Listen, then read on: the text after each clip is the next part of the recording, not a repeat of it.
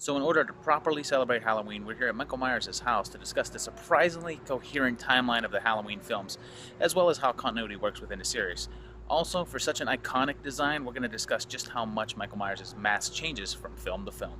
So we start off the first film on Halloween night, 1963, and the movie is nice enough to tell us that, making my job a hell of a lot easier. A young Michael Myers dresses in a clown costume and kills his sister. We know that he's 6 years old here, as the murder is discussed later in the film, and then we jump ahead 15 years to right before Halloween in 1978, the year the film was released. Michael's psychiatrist, Sam Loomis, is on hand as a now 21-year-old Michael escapes the clinic in which he is being held. Somewhere along the way, he robs a hardware store and takes a mold of William Shatner's face and then begins stalking a high school girl who has a crystal ball into John Carpenter's future. Fun fact, Michael is one of the few slasher icons that can be frequently seen driving a car. He quickly kills off 3 of her friends in a relatively short time, one of whom he totally strangles, and then he goes after Laurie herself, but luckily Loomis is right there. Oh wait, he's busy telling some little kids to get their ass away from that house. Laurie faces off against Michael, stabbing him with a needle, poking his eye out with a hanger, and finally stabbing him with his own knife.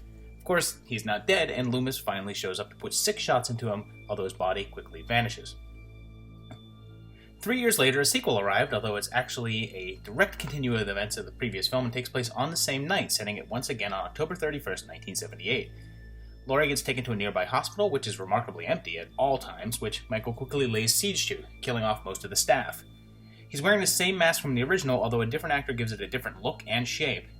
There's apparently a surplus of these masks around because Ben Tramer, a character who's only spoken about in the first one, finds a blonde version of it and is spotted by Loomis. Loomis thinks it's Michael because he's totally competent and shouts at him. For some reason, this causes Ben to get hit by a car and killed in a fire. Anyway, Loomis does figure out that Laurie is Michael's sister who was given up for adoption while Michael was in a psych ward and heads to the hospital to save her, and he does, sort of, by getting stabbed and dropping his gun so that Laurie can pick up his gun and shoot Michael in both of his eyes because she's not only one hell of a shot, but she really has it out for Michael's eyes. Loomis turns on the ether and oxygen while Laurie sneaks past blind Michael and Loomis ignites the gas, blowing himself up while Michael stumbles out and apparently dies. So a mere 1 year later, when it's time for a new Halloween movie, they were faced with what to do now that Michael was dead, and the answer was to go in a totally different direction. Their idea was to make the Halloween series into an anthology with a new storyline every year, so Part 3 figured a new villain. Stonehenge. Yep. You gotta love Part 3 though, with the crazy commercials, the killer Halloween mask, and of course the fabulous Tom Atkins. Just to be clear on continuity, this film is absolutely set in its own universe, separate from the previous 2, as there is a commercial for the original film playing on television. It does feature a quick cameo from Jamie Lee Curtis though, as the voice on the phone. Turns out people really liked Michael Myers, so the third film was a box office failure, prompting the character's return, although it took 6 years to release Halloween 4. This one takes place 10 years after the events of the previous film, allowing it to happen in real time in 1988. We found out that both Michael and Loomis are both still alive, with the good doctor suffering from burns on his face and Michael is in a coma-like state and back in captivity. While being moved, one of the doctors reveals that at some point, Laurie had a daughter, which snaps Michael out of it and sends him on a new rampage. Laurie has seemingly died as the kids at school refer to little Jamie as an orphan. Michael steals a new mask from a convenience store and a new one is, well, pretty blank. It's got those Kardashian-style eyebrows and slick-back hair, though. Michael kills a few people, including an entire police station, and this girl with a t-shirt that says that cops do it by the book. Her dad is the sheriff. Let that sink in. Jamie, her adoptive sister, and the male love interest become trapped in the house somehow, even though he has a shotgun and there are plenty of windows because, as he states, it's metal. Anyway, he gets killed, but Jamie and Rachel escape, leading them to run Michael over with a car just in time for the posse to arrive and shoot him into a convenient nearby mine shaft, which are always just kind of laying around, aren't they? We get a little cliffhanger insinuating that Jamie is now evil as Michael, and then we end.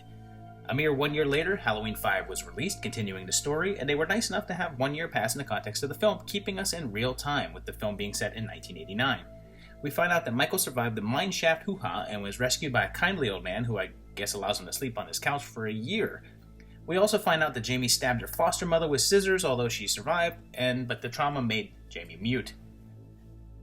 The day before Halloween, Michael awakes and suddenly has a new tattoo on his wrist, and even though it's supposed to be the same mask, it now looks like elongated and more severe with even bushier hair and eyebrows.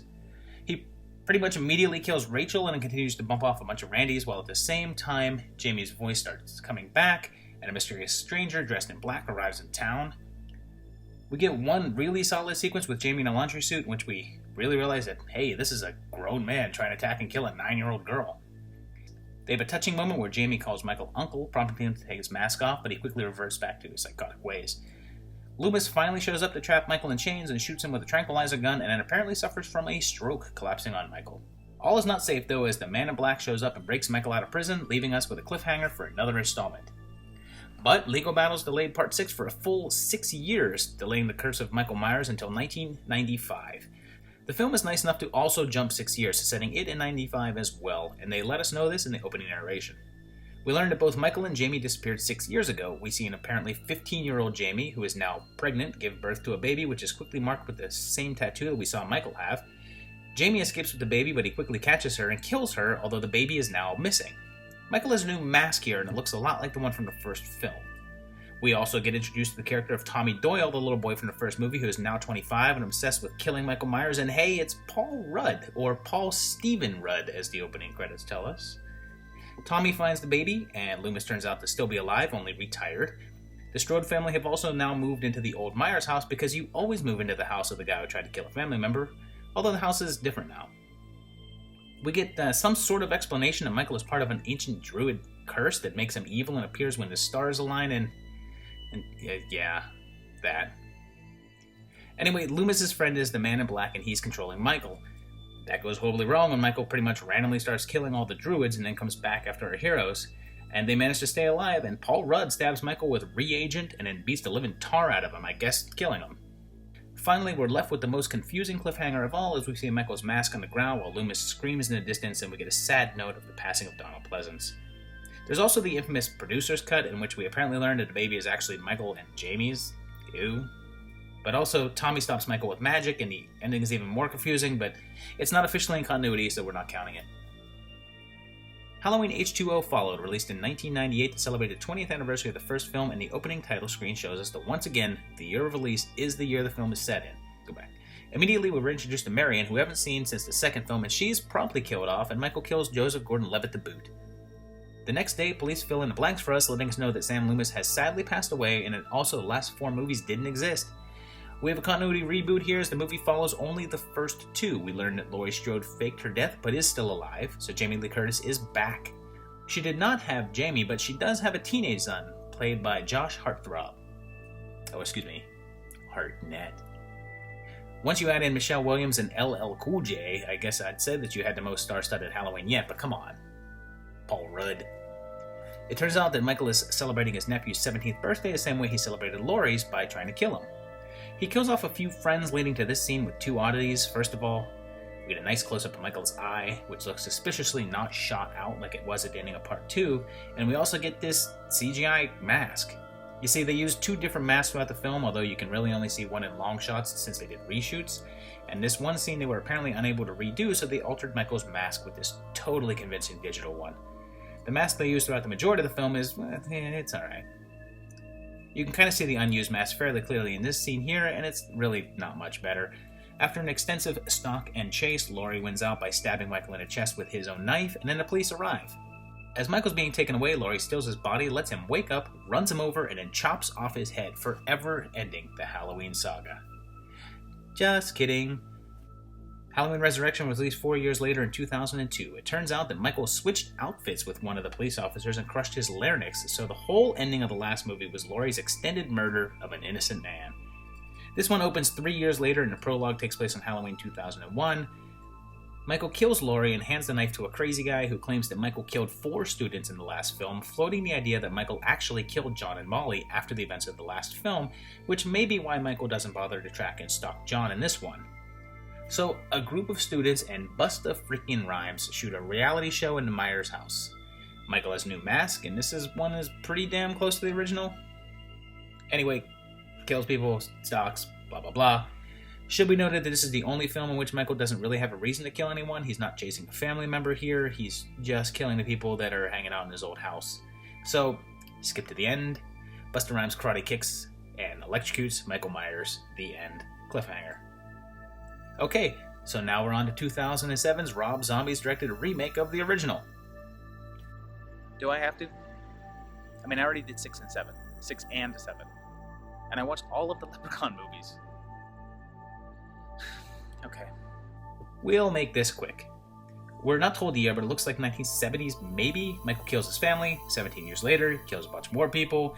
The opening may be 1978, so the movie's set in 1995, possibly. Here's Michael. Here's his mask. It's fairly cool. Here's Laurie. Here's Loomis. Laurie shoots Michael. The end. Second movie. It's 1 year later. Everyone is an asshole to each other at all possible times. Here's Hobo Michael's mask. He finally kills Danielle Harris in this one, although she's not playing Jamie. Michael gets shot by Chucky and then stabbed by Laurie, who then puts on Michael's mask and goes crazy. The end. So there you have it. 10 movies, 4 separate continuities. You've got 1, 2, 4, 5, and 6. 1, 2, H2O and Resurrection. Part 3 by itself, and the 2 Rob Zombie movies.